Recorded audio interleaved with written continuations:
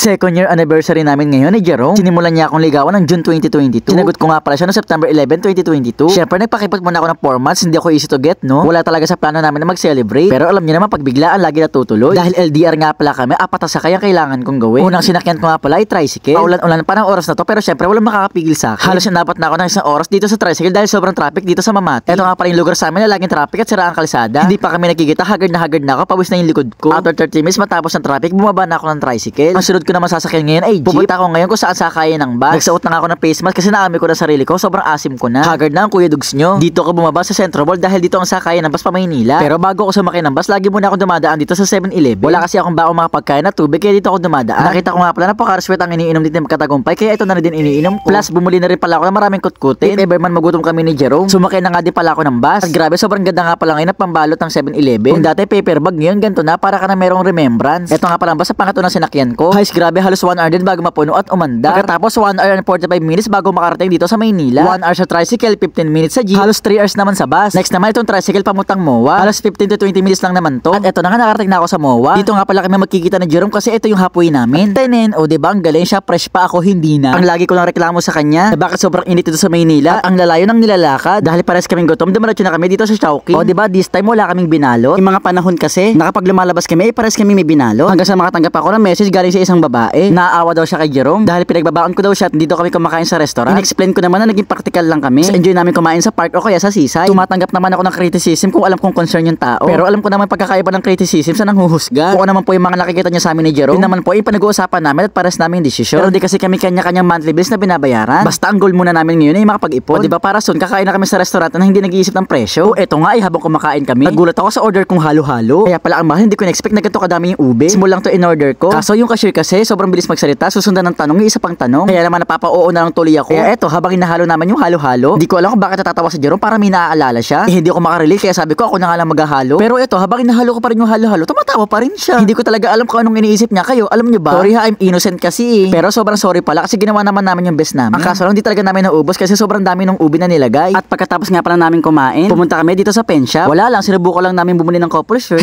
Akala mo mga teenager no? Try lang naman saka malamig naman dito sa MOA. Sakto na rin tong binili namin. Pagkatapos nga pala, bumalik ulit kami dito sa picture. Nung months rin namin, nagpicture kami dito. Pero sabi nga niya, wala man lang daw ka-sweet-sweet yung picture namin. Kasi nga shy type ako kaya ito ulitin namin. Sabi ko dapat sweet siya para maging sweet ako. Bago ko nga pala mag-picture dito, pwede ka magsuot ng props. Ang suot ko nga pala ay Pikachu, sa kanya naman Rabbit. Dahil pangalawang beses na namin dito, sure ako na tama ang ginagawa namin. Ang kaso lang, paubos na yung oras namin, wala pa kami napipicture. Nangali na kami kakapos, kaso ay talagang gumana ng mga picture. Kaya naman eto, nagpa-assist na lang kami. Eto nga pala ang first post namin, wala nang remote. Dapat sa loob ng 10 seconds na inaka-post na kayo para mapicturean. Eto nga sa pangalawang picture, dahil 10 seconds nga lang, nagmamadali ako magsuot ng props. Sa ayun, nasayang yung isang shot. Masyadong mabilis yung timer, kaya sabi niya, wag na kaming mag-props. Kaya naman eto, nag-posting na lang kami. Eto nga pala second post namin, ginaya namin yung post na nasa Titanic. Yung nasa barko, di ba ganito yun? Tapos nagpalit kami, siya naman daw yung bida sa Titanic. Yung port photo, sabi niya, kiss ko naman daw siya. Kaso hindi na picture kasi hindi pa tapos yung timer, umalis agad. Ganun din dito sa pip photo. Di pa tapos yung timer, umalis agad. Kaya ay, hindi namin nakunan yun. Sayang naman yung take na yun. Ito nga pala yung last post, siya yung sumakay sa akin. Sabi ko, next ako naman sasakay sa kanya, kaso last post na pala yun. Sayang naman. Sa mga gustong subukan to, 300 pesos nga pala ang bayad namin dito. Sa 10 post nyo, ano na picture nga lang pala, pwede nyo piliin. At eto na ang resulta. So ayun lang, happy second anniversary to.